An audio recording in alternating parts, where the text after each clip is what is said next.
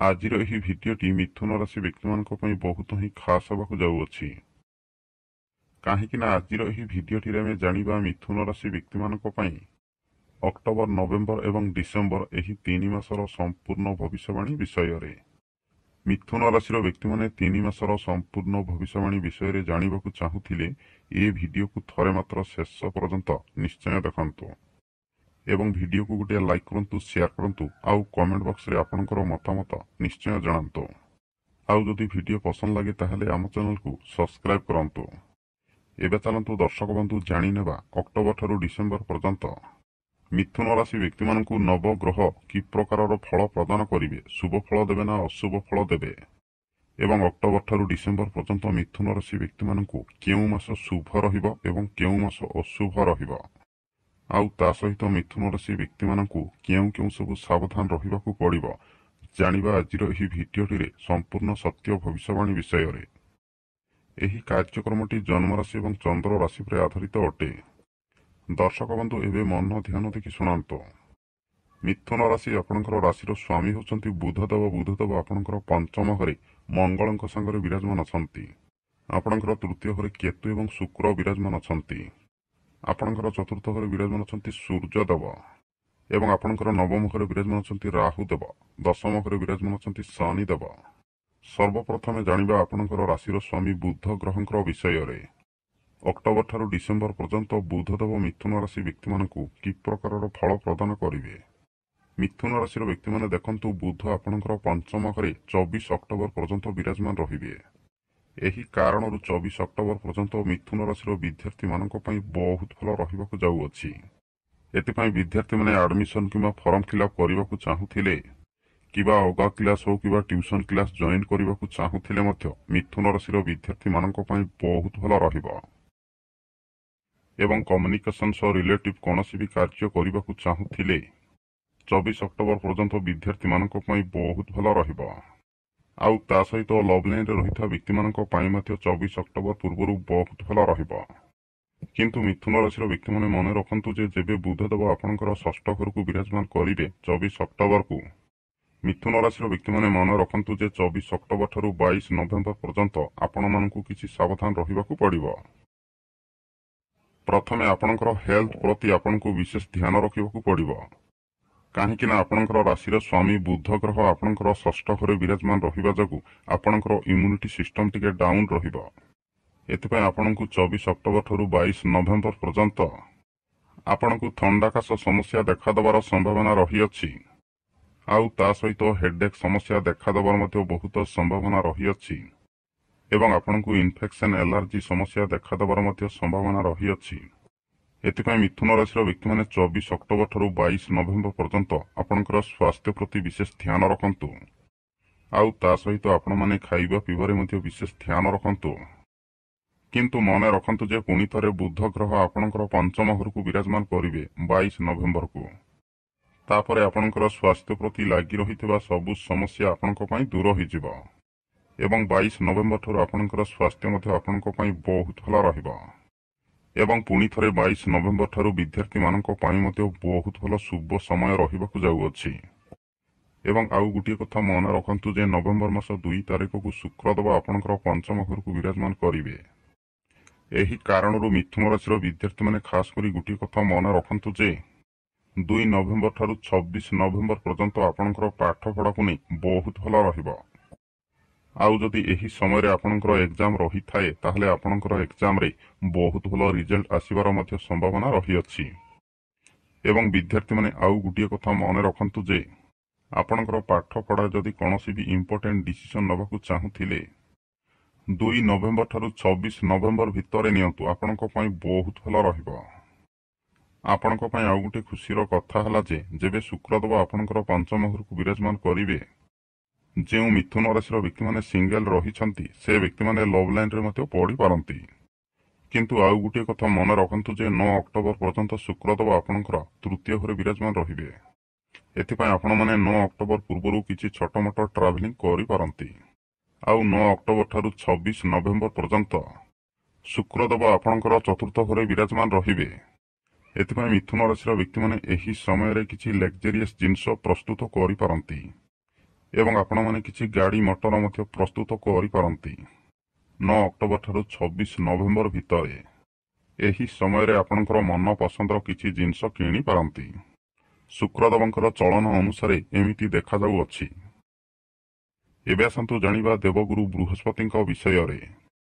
October ଠାରୁ December ପର୍ଯ୍ୟନ୍ତ ଦେବଗୁରୁ ବୃହସ୍ପତି ଆପଣଙ୍କୁ କି ପ୍ରକାରର ଫଳ ପ୍ରଦାନ କରିବେ। ଦେଖନ୍ତୁ, ବୃହସ୍ପତି ଆପଣଙ୍କର ପ୍ରଥମ ଘରେ ବିରାଜମାନ ଅଛନ୍ତି, କିନ୍ତୁ ଜାଣି ରଖନ୍ତୁ ଯେ 19 ଅକ୍ଟୋବର ଠାରୁ 3 ଡିସେମ୍ବର ପର୍ଯ୍ୟନ୍ତ ବୃହସ୍ପତି ଆପଣଙ୍କର ଦ୍ୱିତୀୟ ଘରକୁ ଚାଲିଯିବେ।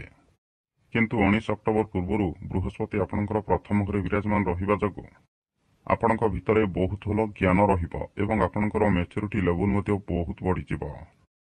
ଏବଂ ଆପଣଙ୍କ ପାଇଁ ଆଉ ଗୋଟେ ଖୁସିର କଥା ହେଲା ଯେ ବୃହସ୍ପତି ଆପଣଙ୍କର ସପ୍ତମ ଘରକୁ ଦୃଷ୍ଟି ଦେବା ହେତୁ ଯେଉଁ ମିଥୁନ ରାଶି ବ୍ୟକ୍ତିମାନଙ୍କର ବାହାଘର ହୋଇପାରୁନଥିଲା, ବାରମ୍ବାର ପ୍ରସ୍ତାବ ଭାଙ୍ଗି ଯାଉଥିଲା, ସେ ବ୍ୟକ୍ତିମାନଙ୍କର ବାହାଘର ପ୍ରସ୍ତାବ ଫାଇନାଲ ହେବାର ମଧ୍ୟ ବହୁତ ସମ୍ଭାବନା ରହିଅଛି। କାହିଁକି ନା ବୃହସ୍ପତି ଆପଣଙ୍କର ପ୍ରଥମ ଘରେ ବିରାଜମାନ ଅଛନ୍ତି, ତାପରେ ଆପଣଙ୍କର ଦ୍ୱିତୀୟ ଘରକୁ ବିରାଜମାନ କରିବେ। ଏହି କାରଣରୁ 19 ଅକ୍ଟୋବର ଠାରୁ 3 ଡିସେମ୍ବର ପର୍ଯ୍ୟନ୍ତ ଆପଣଙ୍କର ବିବାହକୁ ନେଇ ବହୁତ ଭଲ ଶୁଭ ସମୟ ରହିବ ଏବଂ ଆପଣଙ୍କର କୁଟୁମ୍ବ ପରିବାରରେ ଯାହା ମଧ୍ୟ ସମସ୍ୟା ଲାଗି ରହୁଥିଲା, ଆପଣଙ୍କର କୁଟୁମ୍ବ ପରିବାରରେ ଲାଗି ରହିଥିବା ସବୁ ସମସ୍ୟା ମଧ୍ୟ ଆପଣଙ୍କ ପାଇଁ ଦୂର ହୋଇଯିବ। ଖାସ୍ କରି ଏହି ସମୟରେ ଆପଣଙ୍କର ବାହାଘରର ପ୍ରସ୍ତାବକୁ ନେଇ ବହୁତ ଭଲ ଶୁଭ ସମୟ ରହିବାର ସମ୍ଭାବନା ରହିଅଛି। ଏବଂ ଆଉ ଗୋଟିଏ କଥା ଜାଣି ରଖନ୍ତୁ ଯେ ଯେବେ ବୃହସ୍ପତି ଆପଣଙ୍କର ଦ୍ୱିତୀୟ ଘରକୁ ବିରାଜମାନ କରିବେ, ନବୀ ଦୃଷ୍ଟିରେ ଆପଣଙ୍କର ଦଶମ ଘରକୁ ଦେଖିବେ। ଏଥିପାଇଁ 19 ଅକ୍ଟୋବର ପରେ ଆପଣଙ୍କର ମ୍ୟାନେଜମେଣ୍ଟ ଏବଂ କମ୍ୟୁନିକେସନ ବହୁତ ଭଲ ରହିବ ଏବଂ ଆପଣମାନେ ଯେଉଁ କ୍ଷେତ୍ରରେ କାମ କାର୍ଯ୍ୟ କରୁଛନ୍ତି, ଆପଣଙ୍କର କାମ କାର୍ଯ୍ୟ ମଧ୍ୟ ବହୁତ ଭଲ ଚାଲିବ। ଆଉ ଜାଣି ରଖନ୍ତୁ ଯେ 19 ଅକ୍ଟୋବର ପରେ ଆପଣଙ୍କୁ ପ୍ରମୋସନ ମିଳିବାର ଅଧିକା ସମ୍ଭାବନା ରହିଅଛି। ଆଉ ତା ସହିତ ଆପଣଙ୍କୁ କିଛି ଖୁସି ଖବର ମିଳିବାର ମଧ୍ୟ ଅଧିକା ସମ୍ଭାବନା ରହିଅଛି। କାହିଁକି ନା ଯେବେ ବୃହସ୍ପତି ଆପଣଙ୍କର ଦ୍ୱିତୀୟ ଘରକୁ ବିରାଜମାନ କରିବେ, ଆପଣଙ୍କର କର୍ମ ସ୍ଥାନରେ ଦୃଷ୍ଟି ଦେବେ। ଏହି କାରଣରୁ 19 ଅକ୍ଟୋବର ଠାରୁ ଆପଣଙ୍କର କ୍ୟାରିୟର ଆପଣଙ୍କ ପାଇଁ ବହୁତ ଭଲ ରହିବ। ଆଉ ତା ସହିତ ଆପଣଙ୍କର କ୍ୟାରିୟରରେ କିଛି ବେଟରମେଣ୍ଟ ଦେଖାଦେବାର ମଧ୍ୟ ବହୁତ ସମ୍ଭାବନା ରହିଅଛି। ଏବଂ ବୃହସ୍ପତିଙ୍କର ଦୃଷ୍ଟି ଆପଣଙ୍କର ଦଶମ ଘରେ ପଡ଼ିବା ଯୋଗୁଁ ଆପଣଙ୍କୁ ଚାକିରି ମିଳିବାର ଅଧିକା ସମ୍ଭାବନା ରହିଅଛି। ଏବେ ଆସନ୍ତୁ ଜାଣିବା ଶନିଦେବଙ୍କ ବିଷୟରେ। ମିଥୁନ ରାଶିର ବ୍ୟକ୍ତିମାନେ ଦେଖନ୍ତୁ, ଶନି ଆପଣଙ୍କର ଦଶମ ଘରେ ଚଳନ କରୁଛନ୍ତି। ଆଉ ଜାଣି ରଖନ୍ତୁ ଯେ 28 ନଭେମ୍ବର ପର୍ଯ୍ୟନ୍ତ ଶନିଦେବ ଆପଣଙ୍କର ଦଶମ ଘରେ ବକ୍ରି ସ୍ଥିତିରେ ବିରାଜମାନ ରହିବେ। ଏହି କାରଣରୁ 28 ନଭେମ୍ବର ପର୍ଯ୍ୟନ୍ତ ଆପଣମାନେ ଆପଣଙ୍କର ଅଧା ରହିଥିବା କାମ କାର୍ଯ୍ୟକୁ ଆପଣମାନେ ପୂରଣ କରିବାକୁ ଚେଷ୍ଟା କରିବେ ଏବଂ ଦିନେ ଦିନେ ଆପଣମାନେ ବହୁତ ସ୍ପିଡରେ ମଧ୍ୟ କାମ କାର୍ଯ୍ୟ କରିବେ। କିନ୍ତୁ ମନେ ରଖନ୍ତୁ ଯେ ଆପଣମାନେ ଦିନେ ଦିନେ କାମ କାର୍ଯ୍ୟ କରିବାକୁ ଟିକେ ଲେଜିନେସ୍ ଏବଂ ଅଳସୁଆମୀ ରହିପାରନ୍ତି। ଆଜି କରିବା କାମକୁ ଆପଣମାନେ ଥାଉ ଆଜି ନୁହେଁ କାଲି କରିବା, ଏଭଳି ଦିନେ ଦିନେ ଆପଣଙ୍କର ମନ ଭିତରେ ଭାବନା ସୃଷ୍ଟି ହେବ। କାରଣ ହେଲା ଶନି ଆପଣଙ୍କର ଦଶମ ଘରେ ବକ୍ରି ସ୍ଥିତିରେ ବିରାଜମାନ ରହିବା ଯୋଗୁଁ ଆପଣଙ୍କର ମନ ଭିତରେ ଏଭଳି ଭାବନା ସୃଷ୍ଟି ହେବ।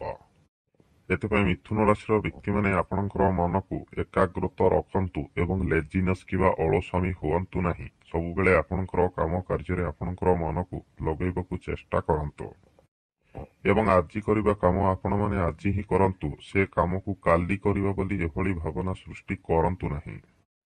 ଆଉ ଖାସ୍ କରି ଆପଣଙ୍କର ଲେଜିନେସ୍ ଏବଂ ଅଳସୁଆମୀକୁ ଦୂର କରିବାକୁ ଚେଷ୍ଟା କରନ୍ତୁ।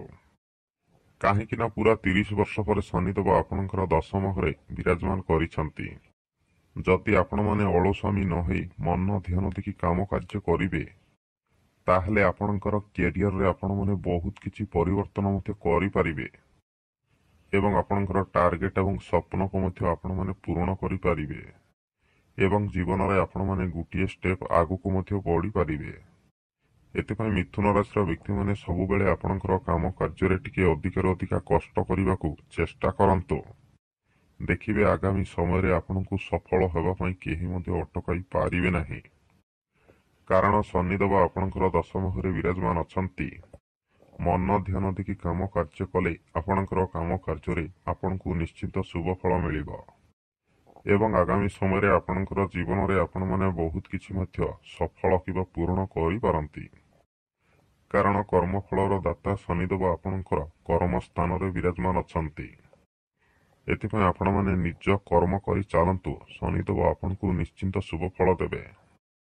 आउ जदि आपणमाने किछि भल चाकिरी खोजुछंती, जेबे शनिदेव बकरीरु मार्गी हेबे आपनकु बहुत भल चाकिरी मिलिबार मध्य संभावना रहिअछि। आउ जदि आपणकर मांकु सबुबेले आंटु गंठी बथा समस्या लागि रहुअछि, ताहले 28 नवेम्बर परे आपणकर मांकर आंटु गंठी बथा समस्या मध्य सबु दूर होबाकु जाउअछि एवं आपणकर मांकर हेल्थ प्रति लागि रहितबा सबु समस्या मध्य दूर होबार संभावना रहिअछि। किंतु मिथुन राशि व्यक्ति माने खास करी आउ गुटिए कथा मन रखंतु जे 28 नवेम्बर पूर्वरु आपणकर मांक सहित बिल्कुल मध्य आर्गुमेंट करंतु नाही। सबुबेले आपणकर मांक सहित मधुरता संपर्क बनई रखिबाकु चेष्टा करंतु। आउ ता सहित आपणकर मांकर स्वास्थ्य प्रति मध्य विशेष ध्यान रखंतु, काहेकि ना 28 नवेम्बर पूर्वरु आपणकर मांकर हेल्थ प्रति किछि छोटा मोटा समस्या देखा देबार संभावना रहिअछि। आउ गुटिए कथा मन रखंतु जे 28 नवेम्बर पूर्वरु जदि आपण माने लुहा सह जड़ित कौनसी भी जिनस पत्र डील करने चाहूंती ताहले टिके भाबी चिंतिकी करंतु। तरबरे किबा जलबाजी किबा कौनसी व्यक्तिंकर कथारे आसी कौनसी भी डील करंतु नहीं। डील करने समय आपण माने 100 थर भाबी चिंतिकी करंतु। एबे आसंतु जानिबा राहु एवं केतु देवंक विषय रे। अक्टोबर ठारू डिसेम्बर पर्यंत राहु एवं केतु आपनकु कि प्रकारर फल प्रदान करिवे। राहु आपणकर नवम घरे चलन करुछंती, केतु आपणकर तृतीय घरे। मिथुन राशि व्यक्ति माने देखंतु 18 वर्ष परे राहु आपणकर भाग्य स्थान रे नवम घरे विराजमान करिछंती। आपणकर काम कार्य रे स्टार्टिंग समय रे किछि ना किछि समस्या सृष्टि हेबार बहुत संभावना रहिअछि। एही कारणरू मिथुन राशि व्यक्ति माने खास करी गुटी कथा मन रखंतु जे स्टार्टिंग समय रे आपणकर काम कार्य रे जेते बड़ समस्या सृष्टि हेले मध्य आपणकर काम कार्य को अधारे छाड़ंतु नहीं।